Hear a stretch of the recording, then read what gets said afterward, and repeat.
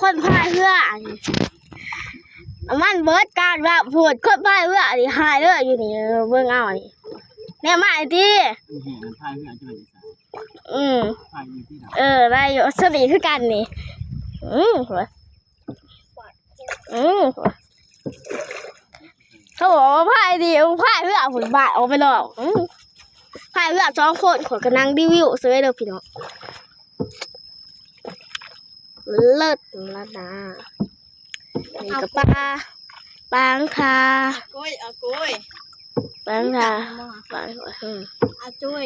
มาตลอดที่เนาะพายคนไปล้างแพ้บ้านโมบ้านประยุทธ์บ้านประยุทธ์มันคือว่าบ้า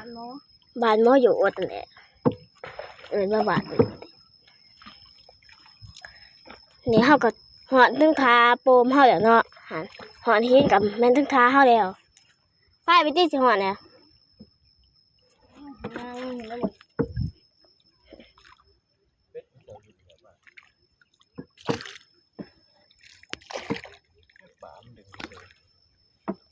ใครมาใส่เบสบ้านนี่ก็บ่ป่า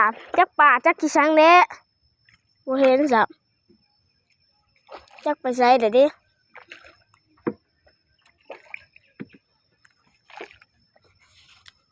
เฮาก็สิเตรียมโดดพุ่นน่ะเนาะเพราะว่าเฮาบ่ได้เฮ็ดหยังเด้มันเก่า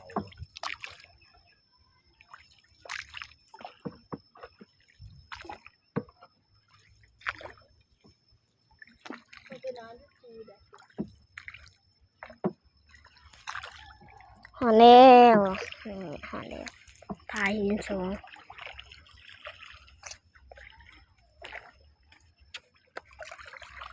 เมื่อยบ่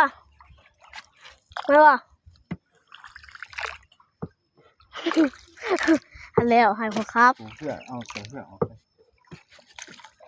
ห้าไปถึงก่อนตายเพื่อกับว่าเลย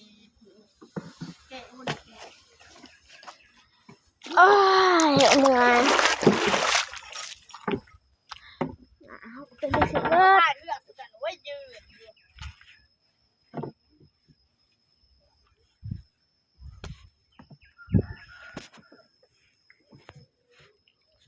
ฝ้าอีไว้นะ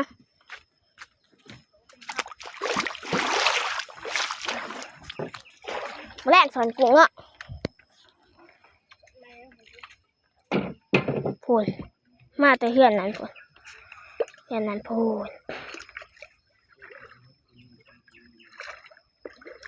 น่าจะเห็น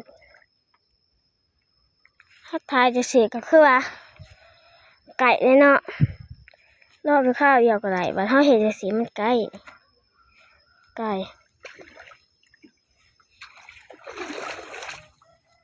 เดี๋ยวเฮาก็สิย่างถึงซิ่วๆเนาะเฮาก็ย่างถึงซิ่ว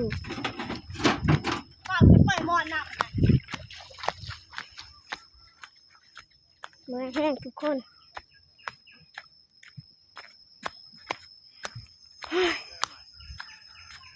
หมอน้ำก่อนข้าหมอนแล้วเฮ็ดก็ได้หลายเขาเก็บเฮ็ดได้ชนะ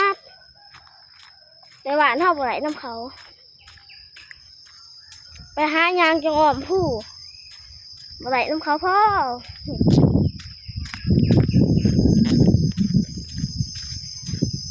เท่ากับยางเดี๋ยวคือเท่ายางเกลือได้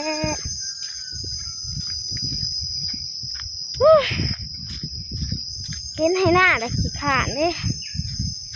ขาดลำหน้าใช้ขี้ขาดคือข่อยนี่มีแต่หนาขี้ขาดเบิดเลยลำหน้าคือปีมีแต่ข่อยเลยดำกับอุ่นไหลนี่ก็ปีนี่ดำ3 คนออกไปคนนึง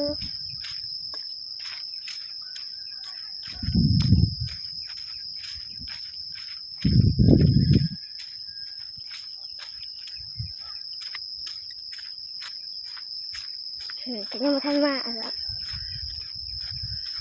เมื่อยแห้งทุกคน